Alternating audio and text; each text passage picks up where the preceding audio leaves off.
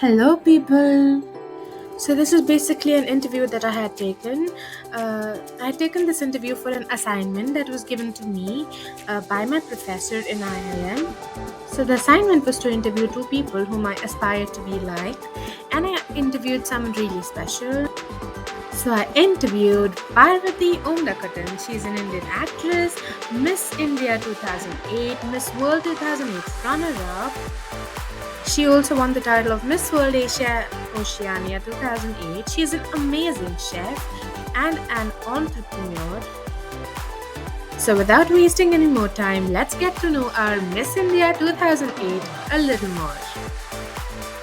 In India, most of the parents are not really appreciative of their daughters taking part in beauty contests and pageants, but on the contrary, it is a childhood dream of most of the girls to become a Miss India. Was it the same for you? Did your parents support you in your journey?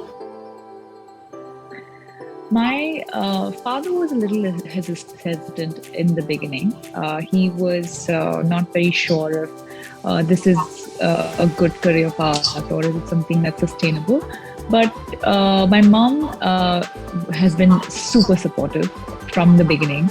And in fact, the first ever pageant that I participated in, a beauty contest, was in Kerala. And I got to know about it because of my dad's cousin brother and his wife. And they're the ones who first told me that, there's a pageant happening, why don't you participate? So I have actually been blessed with good support from my family. And I have a cousin sister of mine who's very close to me. And she was also a very, very big support system in terms of, when I had to prepare for my introductions for each pageant that I participated in.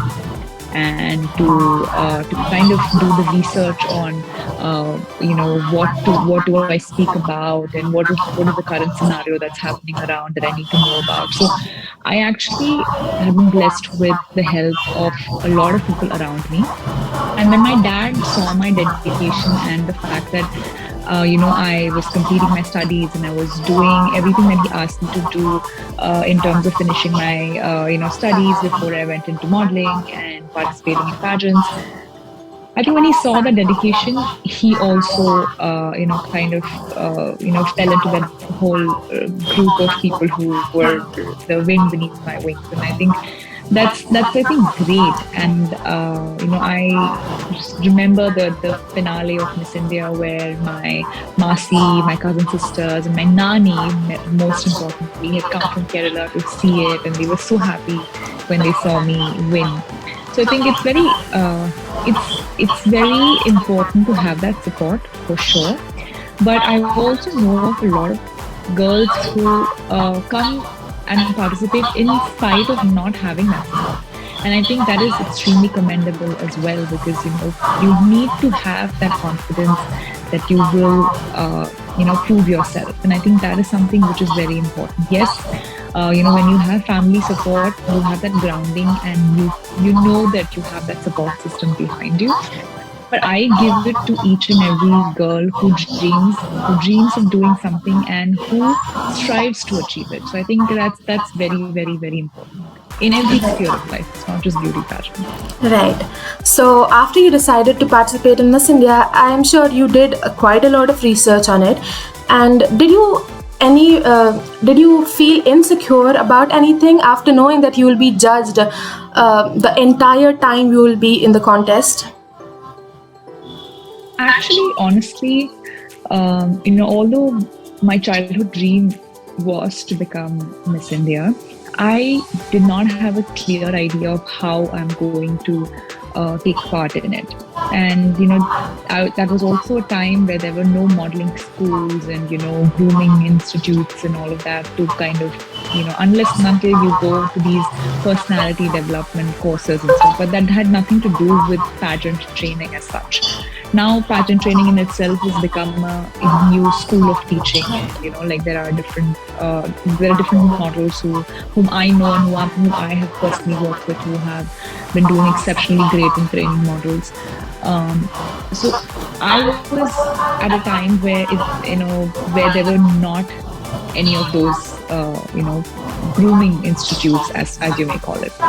My grooming actually was the number of pageants that I had participated in before Miss India happened. So I participated in multiple smaller, pageants within Bombay, in Kerala, in different parts of India.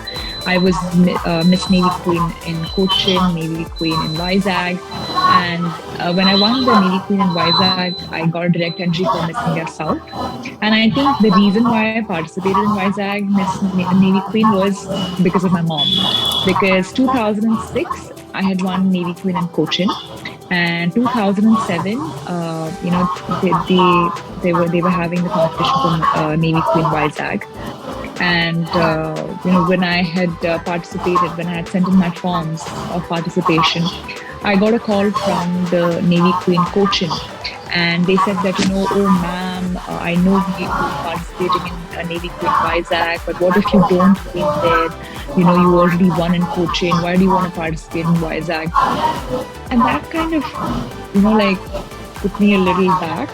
But my mom said it doesn't matter. You just go participate and you'll see. If you, why do you ever think about what if you don't win? You think about what if you will win, because the winner of Navy Queen Vizag was going to get direct entry in Miss India South. So I said, so my mom was my support at that time to tell me that, no, just participate.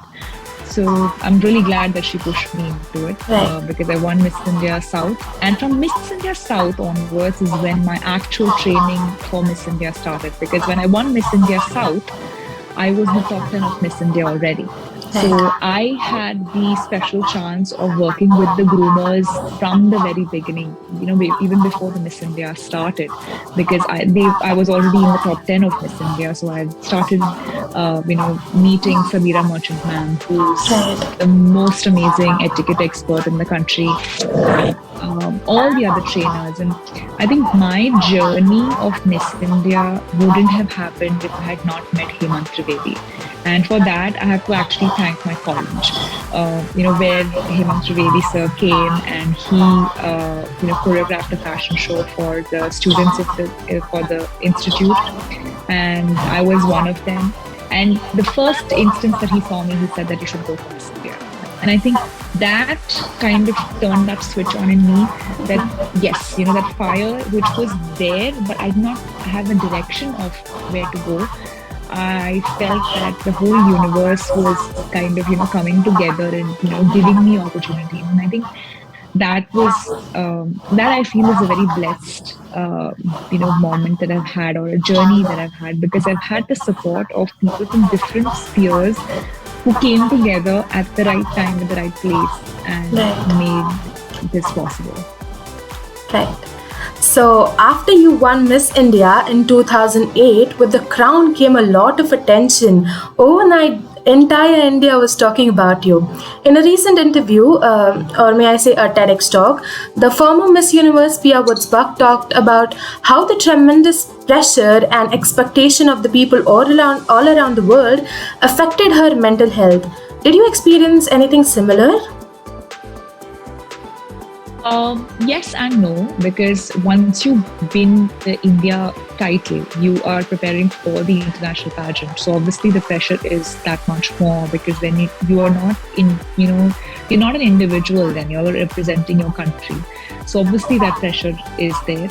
And honestly, till the time of Miss India, I enjoyed every bit of the participation, the competition, the adrenaline. But Miss World was a completely different ball game altogether, because there were 108 contestants from different countries, and to prepare for it was very, very, very hectic. But that was the time when you did not talk about mental health in that much of the sense that we talk today. Because obviously, when you have stress, when you have anxiety, you don't talk and say that, oh, I'm going through a lot of pressure. Now, a lot of people from different spheres, like, Osaka, the top one, tennis player, and different sports people, different people in different industries are coming out and talking about mental health, and I think that's a great thing. Right. Okay, so when I participate even in like small competitions, like inter-college competitions, I always think of winning them, and the more I prepare, the more I get attached to winning. So on Miss World, on such a huge platform, you were so close to winning. Did it bring disappointment to you? And if yes, how did you cope with it? Because it was such a huge deal for you, for the entire country. Yeah, absolutely. I mean, when you're that close to something and you're called the first runners up instead of being the winner. I mean, if I think about that day right now,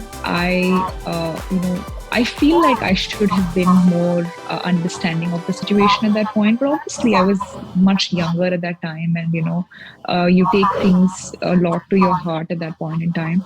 And it took me a while to kind of get back into reality and say that yeah, so what? This didn't happen, so what? I'll do something else. This is not the end of the world, and I think that's very important. I feel the main reason why I did not go through a lot of that phase where I feel depressed and dejected was because I had the support of my family, and that's something which I want to put across to you and through you to a lot of youngsters that we live today in a very fast-paced, fast food, fast result life. And that necessarily does not need to be the case in each and everyone's life. So dejections, failures, pit stops or hurdles will happen. I mean, there is no life which doesn't have it. Even the world's richest person feels it, the most poorest person feels it, everyone in the middle feels it too. So there is nobody that doesn't feel disappointment, who doesn't feel rejection, who doesn't feel not worthy. I think everyone goes through that phase. So if I have to give a message from my experience and my understanding, it would be that there will always be something that will put you back, but it is all depending on you whether you want to just stay there or you want to take 2 steps more back and just blitz through. So I think that is something which I've learned. Like if I have to tell something to my younger self, it would be this: that not waste time in thinking that, oh, why did this not happen? Why it should have been that way?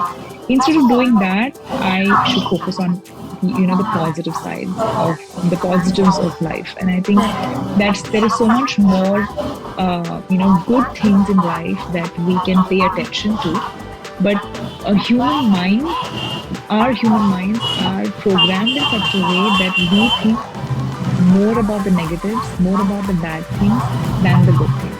Even if it could be just a small thing that your friend has said, or your mom has said, or your brother has said, or your sister has said, but that small thing will keep nagging in your head. True, yeah. But you will forget about all the fun times, all the jokes, all the musty, all the fun and laughter that you have shared with your loved ones. So I think we need to really be cognizant about that, because I see so many youngsters feeling dejected and taking serious measures and taking their lives even when they do not see the success that they think they deserve.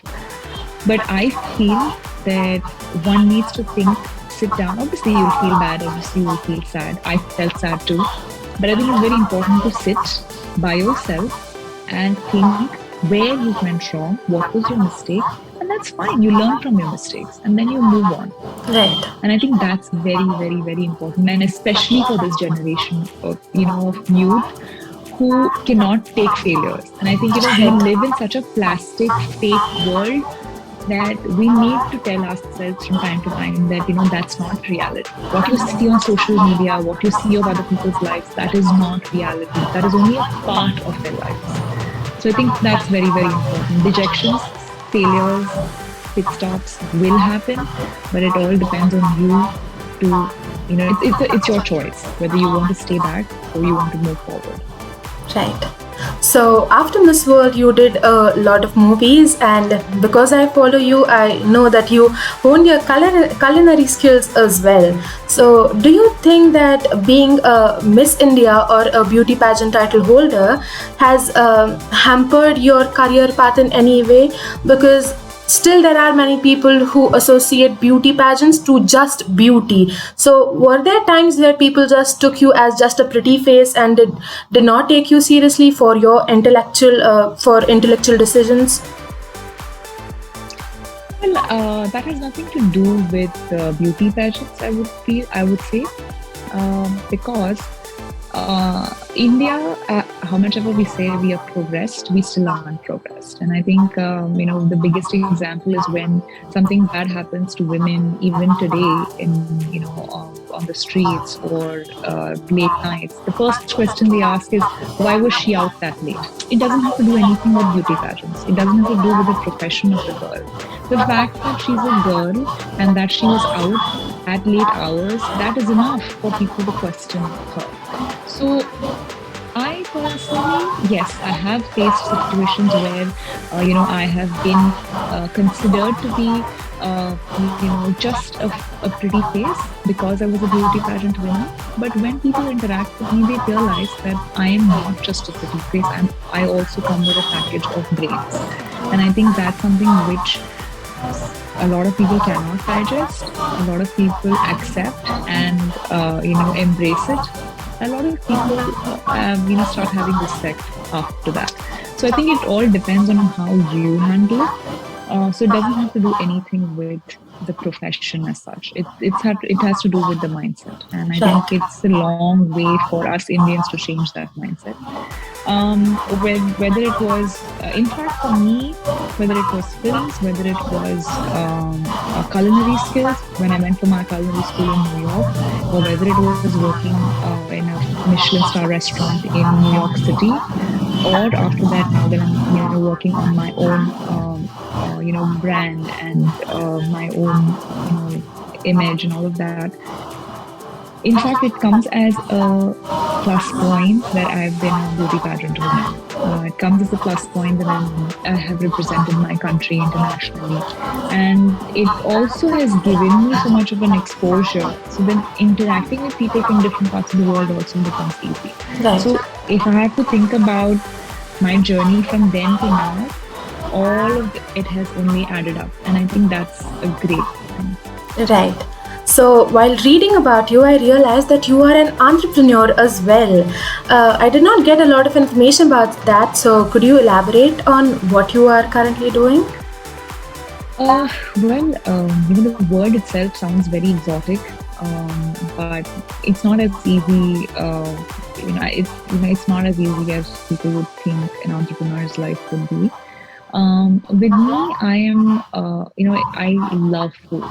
And food is something which I really feel, it's my meditative state. If I feel low, if I feel confused, if I feel like I do not have a direction, the best thing for me to do is to go to the kitchen and make something.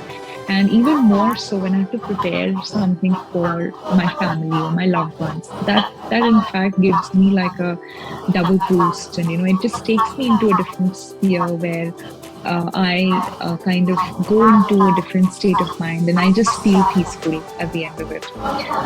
So for me, when I got into the journey of food, when I started, when I went to my culinary school and I learned so much about food from different parts of the world, I also realized that we do not really value the food that we have in our country. We do not value the traditions that we have in our country. And I also realized that because I was living in New York, I was seeing so many people who are unhealthy and unfit. And it's not just older people, it's not just people of a certain age. I was seeing young kids who are obese and have health issues. And it's all because of the wrong eating patterns. So my entrepreneurial journey started with the fact that I want to kind of bring uh, an understanding of what food and health, the correlation of food and health, the importance of it. And I think that's something which a lot of people need to realize today. 3 years has been researching on what's good for one's health, and what is good for one's lifestyle. And in that journey I also realized how much I had actually affected my own health with my wrong eating patterns and my wrong eating timings. Sorry.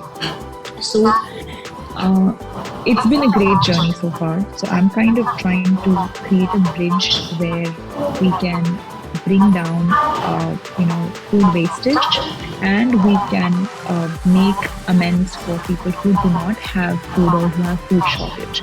So how can we bridge that gap? So I think that is something which I'm really focused about at this point. And although we are progressing in so many fields in our country, there is still patches of places, different parts of the country, different states where malnutrition is at its highest. And we also are, at the same time, we also have cities where there is so much of food wastage. So how can we bridge that gap? So I'm trying to figure out means and methods to do that. So that's what my entrepreneurial journey is all about. All right. So before we move to the next question, a small mention. So when I told my mother that I'm going to interview Parvathy Omnakuttan, I showed you her Instagram. I showed her your Instagram profile. So she was so excited. She is a businesswoman as well. She manufactures spices. So she was so excited seeing your love for food. So yeah. So moving on to the next question. People often blame beauty pageants for setting beauty standards and not being very inclusive for people of darker skin shades, and maybe they have a set standard for figures of the girl. To be said, chubby girls are not really seen in mainstream pageants. What's your take on it? Well, I think every pageant has its own criteria, and it's like. I'm not very sure of color, because in an international pageant like international pageant like Miss World and Miss Universe, there are girls of different colors, different ethnicities. So there is no barrier as such on that aspect, for sure. But I think that the mindset of the girl has to be fair and the girl has to be thin, all of that is mainly in India, and I think that needs to change. But I think that is also changing, because I see a lot of girls who are not very tall who are participating in Miss India competition in the last couple of years. They've reduced the height requirement for participants in Miss India. Because internationally also that's changed. Internationally also they have brought down the height requirement for contestants. And when it comes to beauty pageants, now people are open to having beauty pageants for women of different age groups. We have Mrs. India, Mrs. World, and all of that. We have competitions for transgenders and queers. So things are opening up, but it's still a developing stage, I feel. And it's also, like I said before, that it all has to do with our own mentality. It's like in our country, if a child is born in a family and the child is a little on the wheatish complexion, everyone around you will be like, apply some milk and turmeric and this and that, and the child will be fair. And the women, and they will you have kesar with doodh and turmeric and this with milk and all of that, and your baby will be fair. I think that mindset needs to stop completely, because whether you are brown, white, yellow, orange, I don't care, like what color, all that matters is for you to understand one another as human beings. And I think that's something which we need to do as a generation of today. That there are people who try to create differences on the base of religion, caste, gender, and color, and they try and create that difference in the mindset. And I think as the youth of of country, and as the youth for tomorrow, we are the future of tomorrow. We need to bring about that change with our own mindsets. So I think, I read a very nice quote by the poet Rumi, which said, when I was intelligent, when I was clever, I wanted to change the world. Now I'm wise, I want to change myself. And I think that's something which is very, very important. Even Mahatma Gandhi said that be the change that you want to see in the world. So if you have to bring the change from within first, you have to bring that mindset, that everyone is the same. If we start respecting one another as individuals, then we see beyond the differences of color, caste, shape, size, age, and gender. And I think that's very, very, very important. Right. So I don't see the disparity in beauty pageants, but there is, there are certain requirements that are there. But I think they are also evolving with time. Like Miss World has stopped having the swimsuit round, Right. because there are certain countries which participate who do not allow the contestants to wear swimsuits. So I think everyone goes through that process. It's a slow process, but I think, again, like I said, when we change from within, we'll start seeing change outside. Right.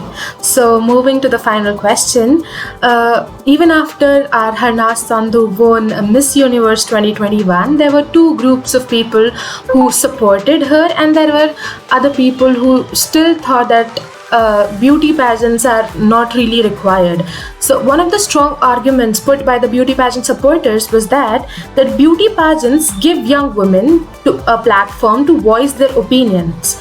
But in today's world, I feel that we can express our opinions on numerous platforms like social media, newspapers. Do you think beauty pageants are still relevant? I think yes, and why not? I mean, it is just another profession as anything else.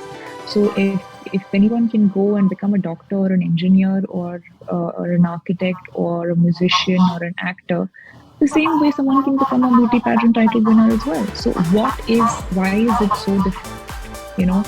I mean, the same people who say that, women should not have, women should not participate in beauty pageants, and that, beauty pageants are not good. They are the same people who want to see women wearing, skimpy saris and dancing in the rain in Bollywood movies. So please, if you are bringing in, one set of thoughts, then you have to completely be of the belief that, I'm not going to do anything wrong. I mean, come on, let's not, get into that whole zone. Now, she's worked hard. She won the title after 21 years. The last winner was Narada in 2000, and so it is something that was commendable. So there is nothing to take from her achievement. And honestly, whether people talk in support of her or against her, how does it affect her? She's a winner. No one can change that, right? So I think that's the mindset we all need to have. Whether people support us or whether people talk against us, what matters at the end of the day is what we achieve, what we feel. And if I feel I'm doing the right thing, it doesn't matter what everyone else thinks, And I think what I have achieved in my life is something which is unique, and that's exactly the same for everyone else. So it's I feel that if you can't appreciate anybody and congratulate them, don't put them down. I think that's something which is very important. Right. It was great talking to you, ma'am. Thank you for giving I'm really touched, because I was not expecting getting a reply from such a prominent personality, but I'm really honored that you gave me an opportunity to interview you, and thank you.